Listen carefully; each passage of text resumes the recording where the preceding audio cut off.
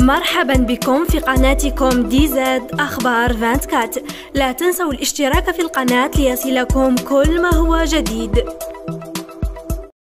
أمر قاضي التحقيق بمحكمة حسين داي بالإفراج عن ملكة شمال إفريقيا سابقا المسماة قروج وحيدة، مع الأمر بوضعها تحت إجراء الرقابة القضائية والمنع من نشر أو وضع أي منشورات عبر مواقع التواصل الاجتماعي. وجاء هذا القرار بعد التحقيق معها في قضية المتاجرة بالمخدرات الصعبة من نوع الكوكايين، وذلك بعد أن تم توقيفها بتاريخ 31 ديسمبر ليلة حلول السنة الجديدة من قبل عناصر الشرطة الذين قاموا بمداهمة وتفتيش منزل زوجها بدراريا، حيث تم العثور على كمية من المخدرات الصلبة من نوع كوكايين. وأول رد كان من صديقتها المقربة عارضة الأزياء بشرى بن عياش، التي شاركت عبر حسابها على الانستغرام